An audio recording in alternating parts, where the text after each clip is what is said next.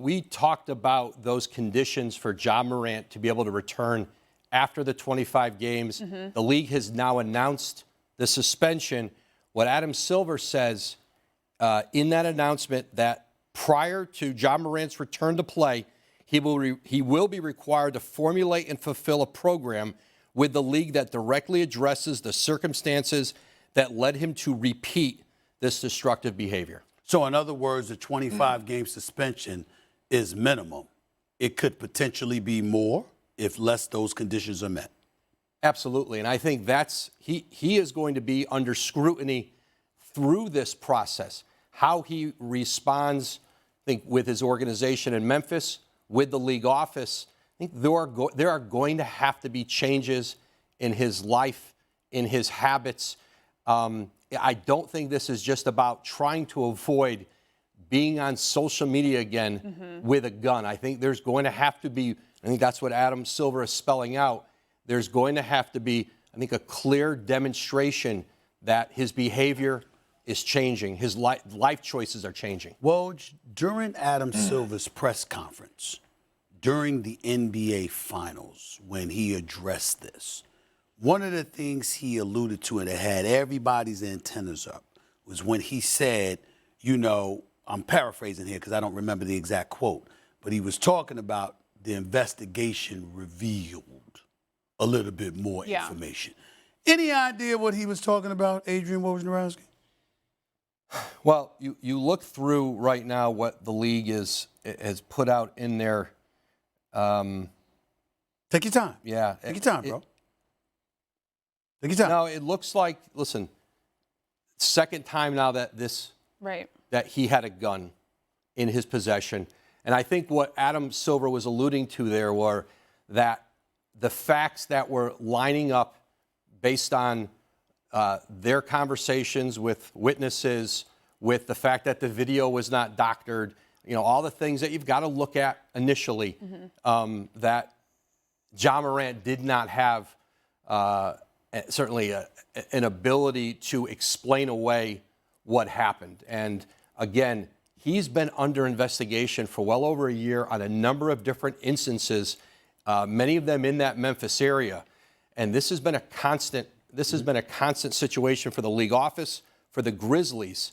And this was probably an inevitable result from any number of these instances. Yeah.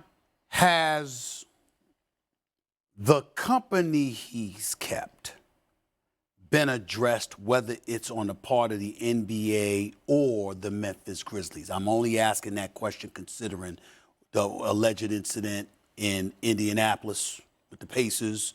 Well, the incident's not alleged. What they specified to happen is alleged. But the incident with the, red dot laser, whatever it was in Indy and stuff like that, him being on Instagram, one of his boys was putting him on Instagram Live.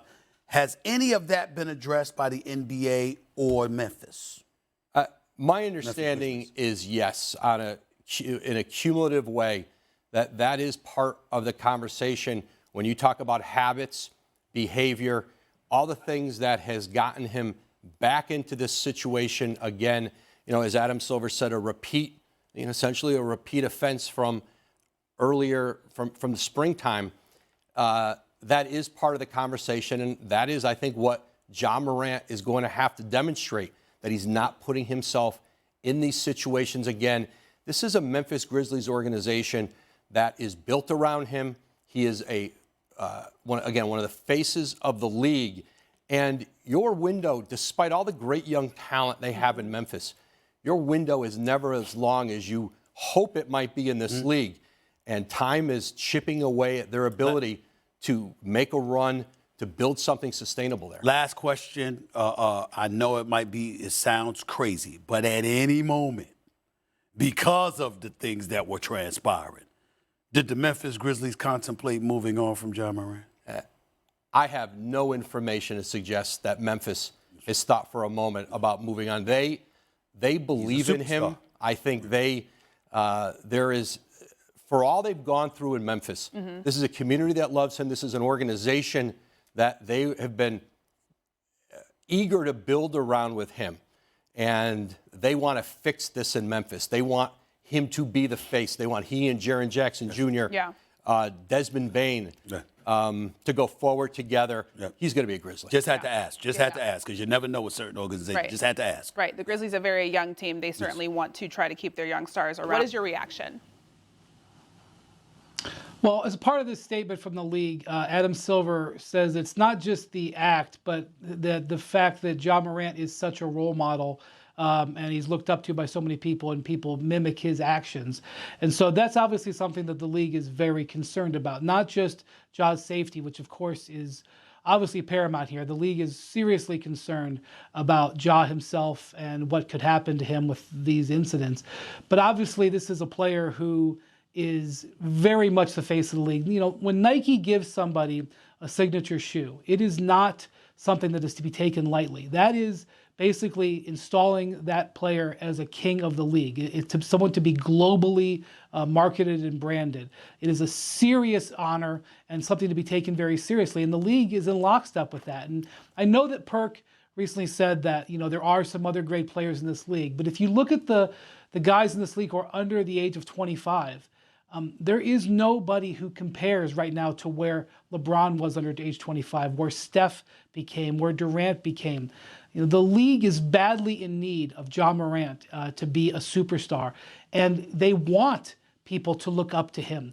So part of what's going on here is the sensitivity that the league has of Ja's status as a role model, which the league and the other marketing partners have joined in trying to make him. So that's a big part of this as well. The other thing is, I know that Ja had a second meeting with Adam Silver before they came to the conclusion of their investigation. And obviously these discussions that Ja has had with Adam Silver, both after the, you know, right before the first suspension and this action, were extremely important, because the way that, you know, Adam and Ja relate, and the frankness and the way that they need to communicate going forward is vital. And the other thing I'm going to say is I'm still looking for clarity. The NBA's release says that he would not be able to participate in any public league or team activities, including preseason games. I don't know if that means he won't be able to practice. It sounds like no. And so that is something as well, because right now he is suspended by the Grizzlies. This is a league suspension, but he's suspended by the Grizzlies, which means he can't be around the team at all. And so one of the things that's interesting to me as we learn more about the way this is going to operate is how much the Grizzlies are going to be, he's going to be, you know, with the Grizzlies, because that'll affect, you know, both how this process goes and what his potential integration coming back would be. Caesars Sportsbook gives the Nuggets the best odds to win the NBA championship again next season, followed by the Celtics, the Bucks, and the Suns. Big Perk is here with Stephen A. and myself. Perk, I'm going to start with you on this one. What do the Suns need to do to surpass the Nuggets? S.A., Christine, I want y'all to follow me on this one, okay? I know it may be a long shot, but it's definitely a shot.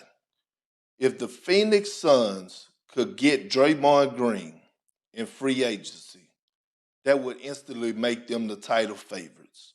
That is all they missing. I know we keep talking about what are they going to do with CP3 and if Kyrie's going to go there, James Harden, and all those three guys, rightfully so.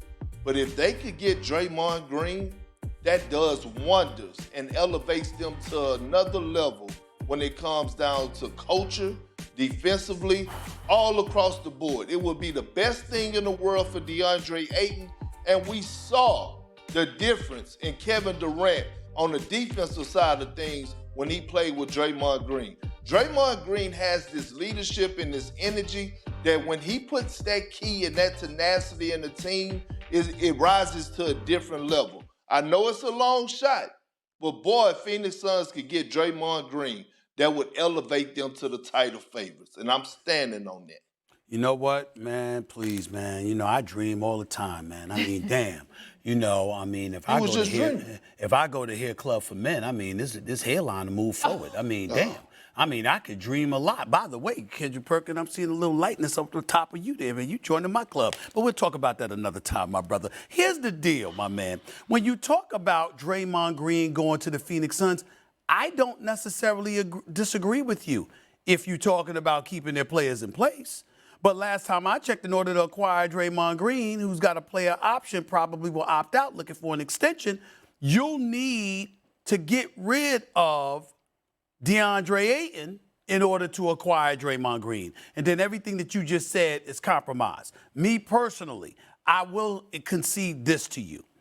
If there was some place that was close to perfect for Draymond Green that wasn't Golden State, there's no better situation than Phoenix.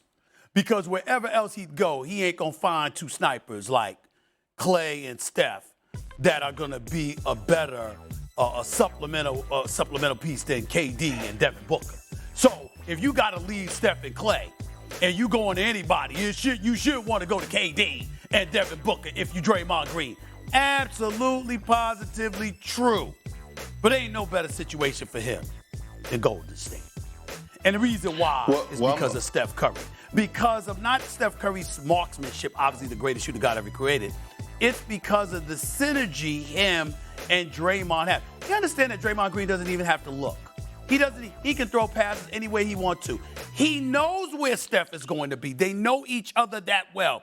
When you have that kind of synergy, there's no better situation than that. So I would say to you, Golden State first, Phoenix second, but only if it's keeping DeAndre Ayton. If you got to lose DeAndre Ayton and replace him with Draymond, you still need more if you're the Phoenix Suns to be that title contender. Well, the last time I checked, he did win 2 championships with Kevin Durant, so they have a certain type of synergy as well. No, I'm not questioning that. I'm talking about bodies. I'm talking about bodies. I'm not questioning that. You're right about that. I said that. But let me say this to you, SA.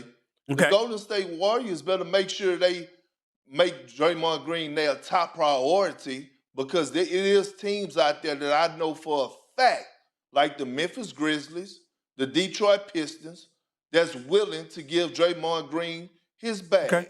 And also another dark horse to keep in mind is the Dallas Mavericks. Now, that's a long shot, but they do have a lot of interest there. So I'm just letting it be known. You don't need to go down. You don't need to Now go you're talking a down. little crazy. Thanks for watching ESPN on YouTube. For live streaming, sports, and premium content, subscribe to ESPN+.